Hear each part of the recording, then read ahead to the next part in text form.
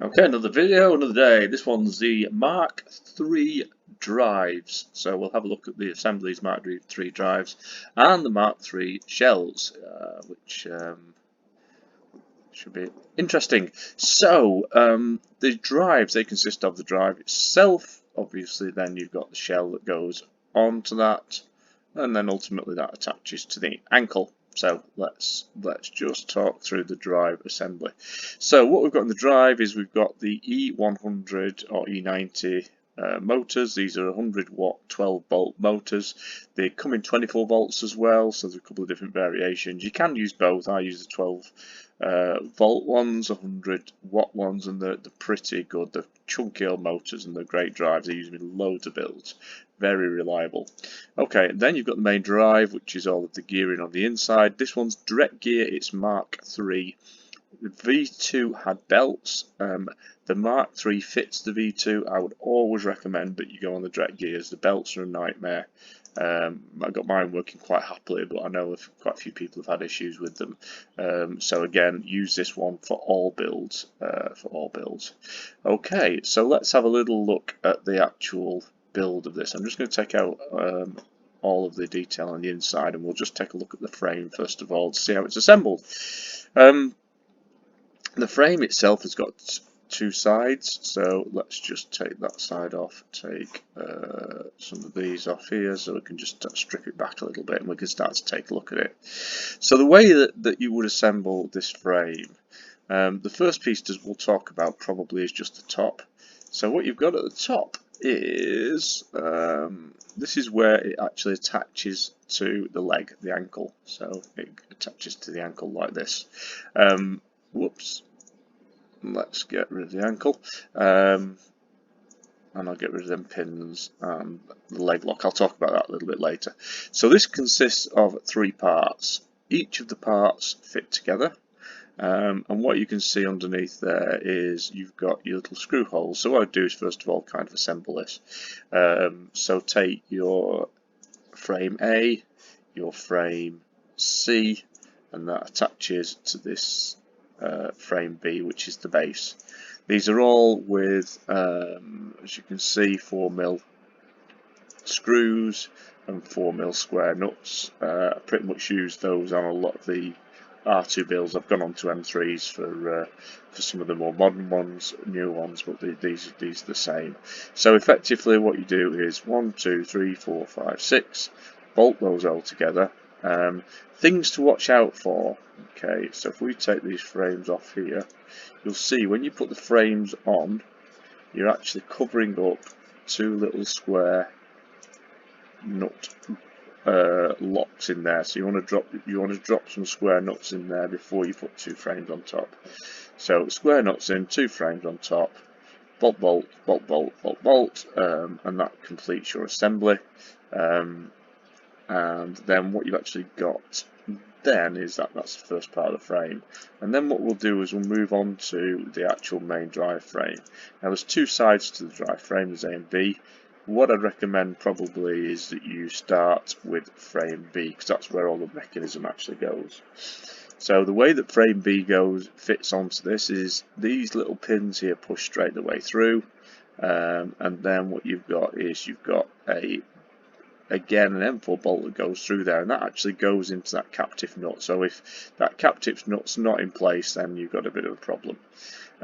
You'll see all the way around there's captive nuts, and these are covered off in the instructions, so I'm not going to go through all of the details, but effectively what you're doing is you're putting this in place and you're bolting, you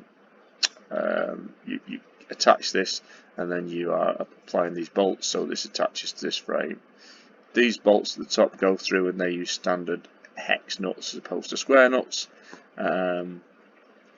And then effectively what you've got is your first part of the frame. Now I'll just show you how the gearing or the drive fits into here, because I think it's at this stage it's probably useful just to talk this through. I do use printed pins a fair bit, as you know. Some people replace them with metal because it's a bit more a bit more solid, guess, a bit stronger. So the first gear to fit in, and the one that's always the one that's a bit of a harder one, is this one here, this middle gear. And the way you fit this in, because you can't squeeze it in at this angle, the way you actually fit this middle gear in is it will drop into this hole here, and then what you do is you nudge it and push it and twist it along to get it into there. That's the way that you fit this gear in. You'll see the gearings themselves before you fit them in. Obviously, you need these bearings. There's some bearings that go on this side. These are 17mm bearings in outer diameter, and similarly, if you look on the other side of the where the gear is, just put a gear back. And get rid of frame. Yeah, if you look on the other side, there's another space for another bearing that goes on there. So, yeah, what you want to do is drop that one in. Once you've got that one in with the bearings, that's when you can start to put your little pins in. And what you drop through is that gearbox pin. It goes in from this side right the way through, and it's held in place with, again, a couple of more screws. And you'll see if we hide this, again it's in the documentation, but there's some square nuts on that side. So what you do is drop the square nuts in first before you drop the gear through, slide the gear through, push the pin through, and then apply the screws to hold that pin in place. This pin is printed with this bit flat so that the layers are orientated that way, which gives it the maximum strength. I find these printed pins incredibly strong, and they work, but again, as I said, there's a few people in the group who just replace them with the likes of metal pins, particularly on the wheels that carry the weight. The idle gears don't tend to be as much of a sort of an issue. So once you've got that one in place, the next thing you can start to do is look at the motor assembly. The motor assembly, if I just hide the frame, and let's see if we can get the drive gear, there we go. So there's a drive gear that fits directly onto this motor assembly. And the drive gear, as you can see, is a chunky old printed drive gear. Again, I tend to use metal culottes now, but these actually collars, but these work quite well actually. This is just a solid one. Again, PETG, lots of outer layers, print it hot so that you get good layer bond. M4 nut in there, and a nut going through, and that will go onto the flat part on the motor. And then what you really do then is tighten it up so it fits onto the motor, and then pretty much that's your drive. So if I bring the frame back in again, once you've assembled that on there, and what you want to be doing here is assembling it, putting it on. This is a friction collar, so what happens then is you slightly open this so you can get the cable through, and you slide the gear in so that it should be level with this gear.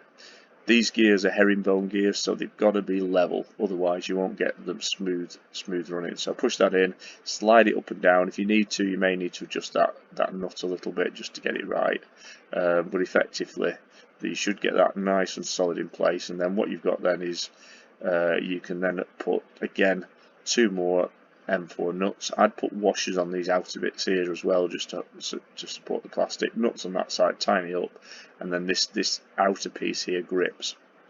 When you're printing this is the only part really I think on the drive that needs support. There's a little bit of support on this side here.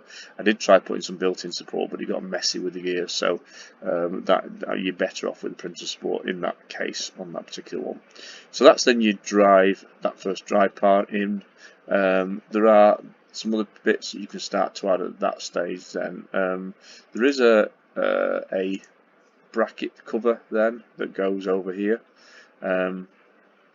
What that bracket cover does, it bolts in there again into the square nuts. It's got a little hole in there that keeps that pin straight then, so it's more support for the pin as well, and it just holds that all nice and tight together, and it also covers the gears up a little bit. I've tried to enclose these gears. I tend to use lithium white grease as well on this gearing, just so that it gives a smooth running on plastic, and it's pretty good, to be honest.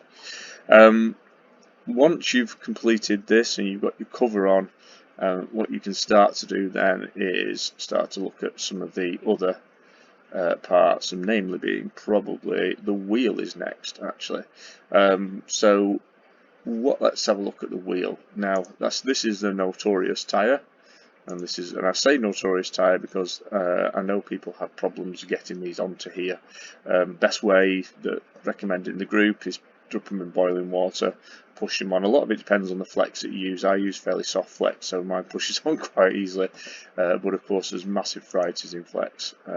So as you can imagine, lots and lots of kind of different flex means that you've got different ways of assembling these. Once that's pushed on, you can also, that's the wheel, there's a wheel gear. The wheel gear bolts on. As you can see, there's some nuts in that side, and on this side there's some holes in there.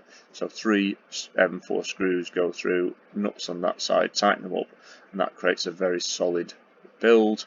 And then there's some slightly larger, again in documentation, these are 22mm bearings. There's a bearing that goes in there. Okay.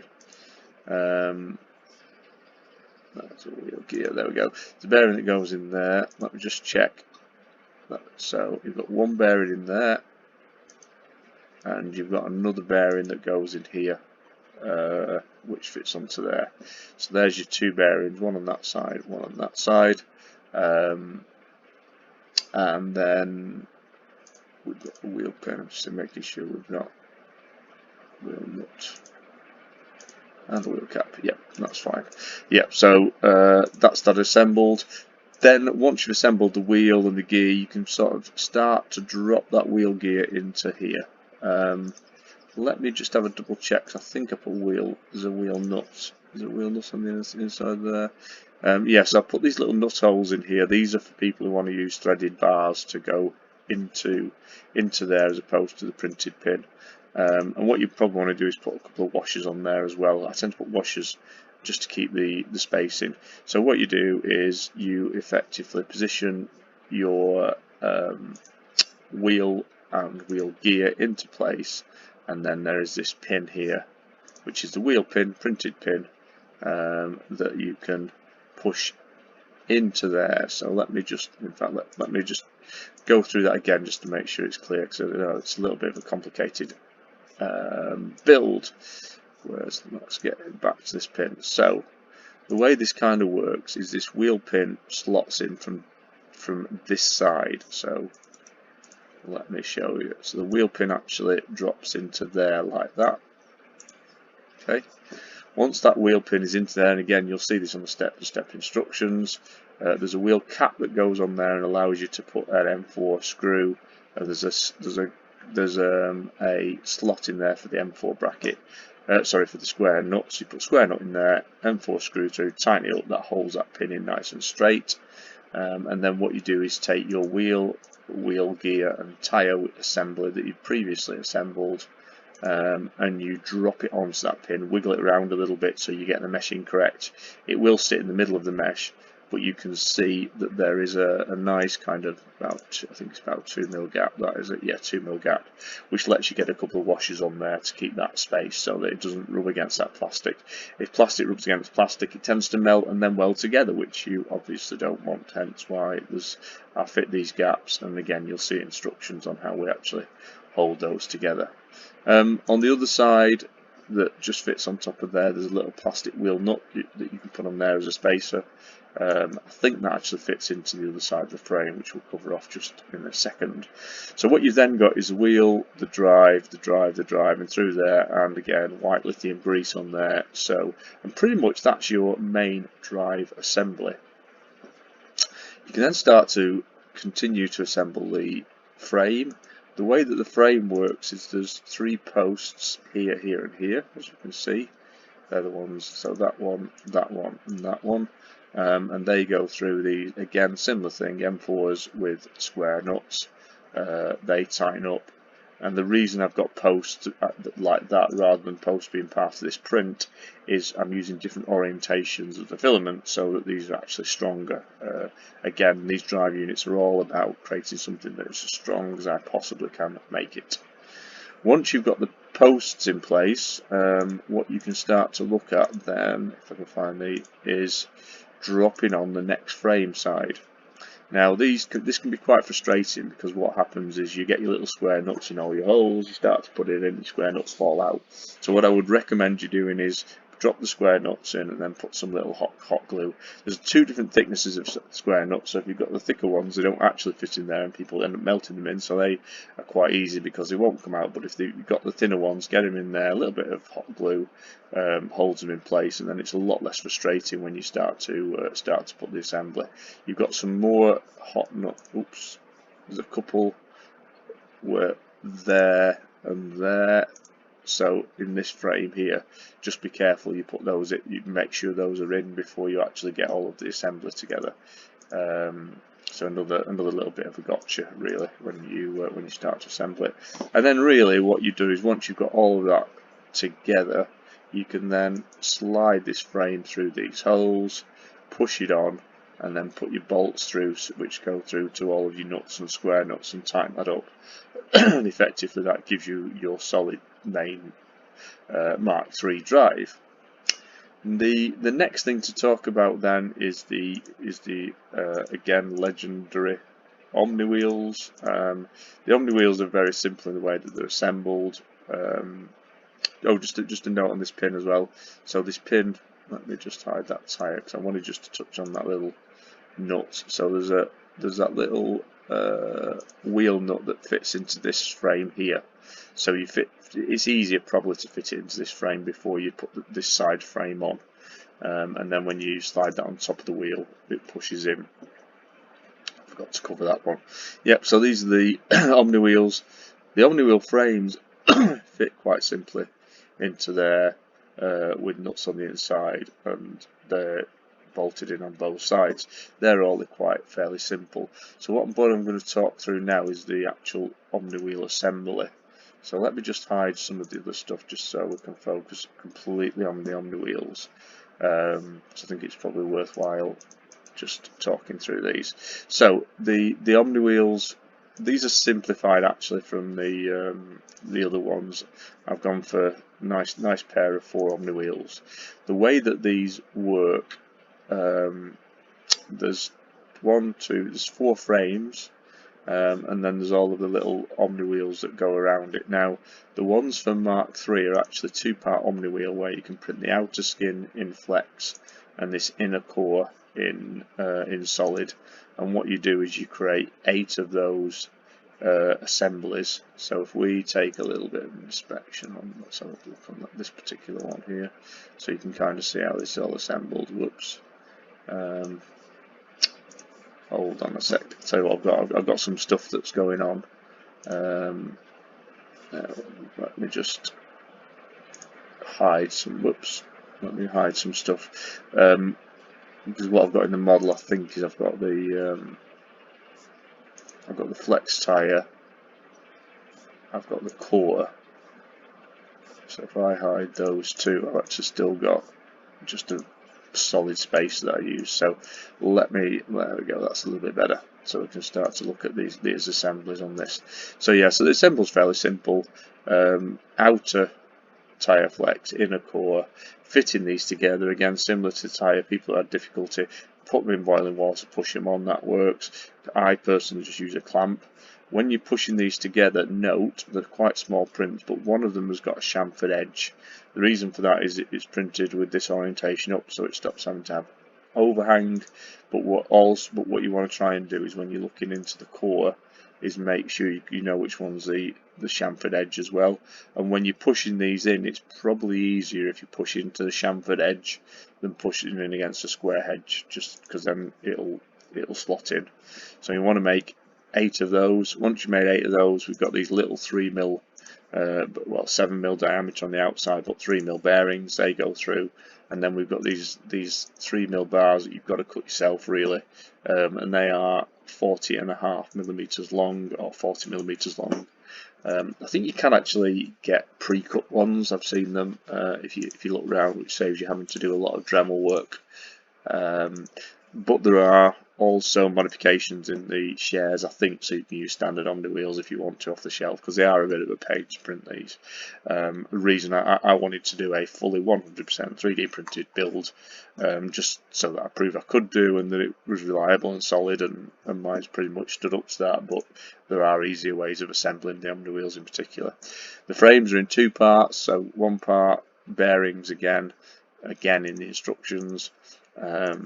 And then what we do is we drop the other side of the frame on, and we bolt that together with 4 screws. You'll see that there are keys on here, and that's because the 2 Omni Wheel sets are different. And the only difference is really so that they offset. And the reason for that is then if you look at it from the side view, when the Omni Wheel, whoops, if I can get the side view, when the Omni Wheel spins, what happens is you've then got, let me just take it off perspective so you can see it better. Oops. There we go. So you can see when the Omni Wheel spins, this wheel takes over, this wheel takes over, this wheel takes over, this wheel takes over. So you've actually got a perfect circle. So that's how Omni Wheels works, perfect circle. But then obviously when you move them side to side, you get the roll as well. So once you've assembled your Omni Wheel completely, there is a pin, Omni Wheel pin, that goes through. Similar mechanism to before. You drop a nut in there. It's printed on there flat so that we get the orientation right, which gives us its strength. And there's a little cap that fits on the end. So, and what they do then effectively is they start to fit into the Omni frame. So what we've got, if we just remove the Omni Wheels, yeah, and the way you assemble this is pretty much you kind of take the you take this frame here with this little big square nut onto there, and you drop this pin that goes right the way through into you drop this pin here on the pin that goes into there. It'll come out that side. You apply the cap over the end, put a bolt through, that holds this pin in. Once that pin's in place, you can slide your Omni Wheel 1 and Omni Wheel 2 onto that, and then you can put this cap onto the other end. And again, you'll see there's a good 1 mil gap either side of that. These should actually sit in there and hold tightly on the frame anyway, with not a lot of chance of it rubbing. And then you've got a screw through that, and that comes out that side, and that holds the Omni Wheels. Again, there's a few mods on there if you want to use a solid bar, and like I said, if you want to use the pre-built Omni Wheels, which to be honest I'd probably recommend, because they're their tolerances and productions means that they will be smoother than most printed ones, but again, I wanted to give the options for people printing them as well. That's pretty much your drive assembly complete, which is fabulous. Your cable then comes out through here. You'll see there's 2 holes here and here, which lets you put a cable tie in, and then there's 2 holes here and there's 2 holes here. They are really just so you can continue that cable tie, and you can run your cable nice and neatly up to this top. It goes around the motor, and then it goes into here through this little tube, so your cable pops out there. So that's how your cable runs on the inside, on there. Now the other things to point out, there's 2-part leg pins. Again, you can use metal ones if you want to, or you can use printed ones. I quite happily use the printed ones. You print them in ABS or PETG, they tend to be pretty strong. And again, flat side. If you print them on this side as being flat, the orientation means that you've got layers going across, which means they're pretty strong. And then on this one here as well is these little locks. If you can't find these in the folder for the Mark IIIs, they're exactly the same as the Mark IVs. I'll just show you what they look like. They look like this. They print this face down. They drop into there. You print them in flex, but print them in like 100% flex or whatever. And what they do then is they make sure that we keep the pressure of the wheel on the drive. So and if the other thing is orientation, your wheels always go front. Obviously, if we bring in the ankle, R2's legs the drives are at the back, so the wheels always at the front. He's always pushing on that toe.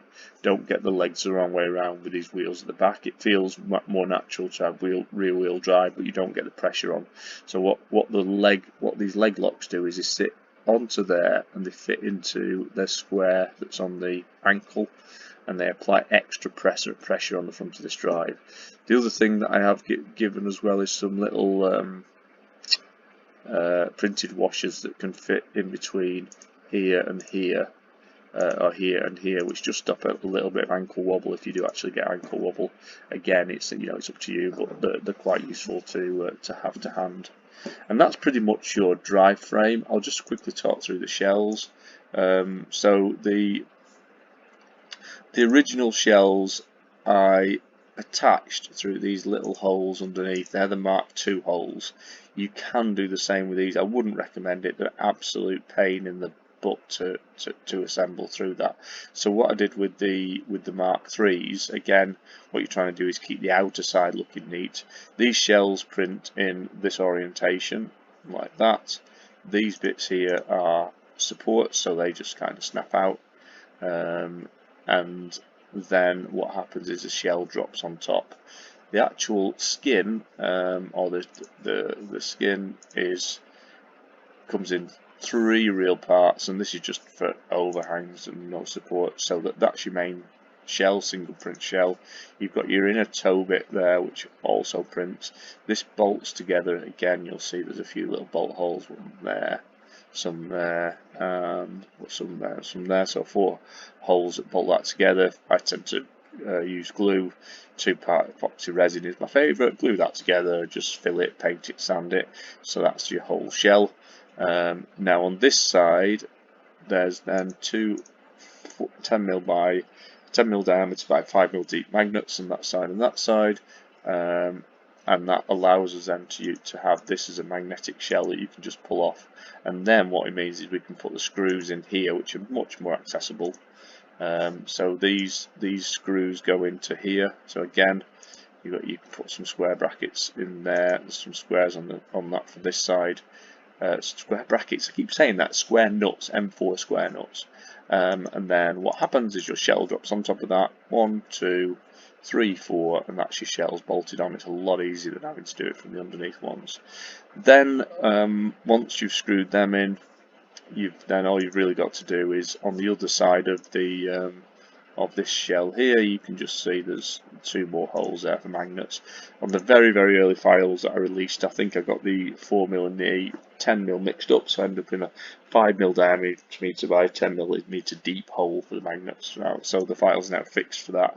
But what you could do very simply was just drill those out to get the magnets in.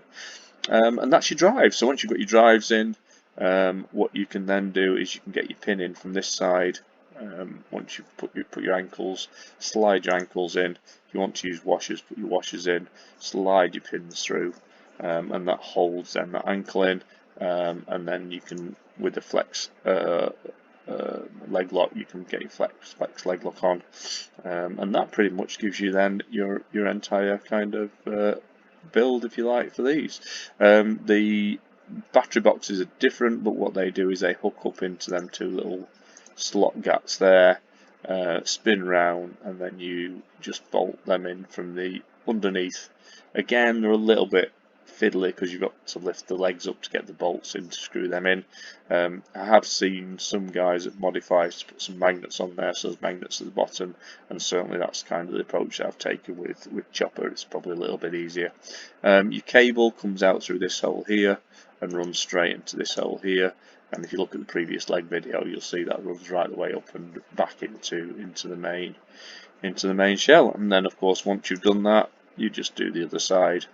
It would be really easy, wouldn't it, if it was as easy as just mirroring the images and instantly it appears? But no, you've got to go through that whole series of assemblies really to do that. So hopefully that was useful. We've covered off there all of the main drive units. I've just flipped into render and it's decided. Oh, there we go. I just like to look at it in a bit more stylized view as we finish talking. But yeah, so hopefully that was useful. Gives you a good overview of how the drives were assembled. It's complementary to the instructions. The instructions have all got the bill of materials on there, and also we'll talk through adding some of the greebles and things like the little battery hoses that go on the front of it.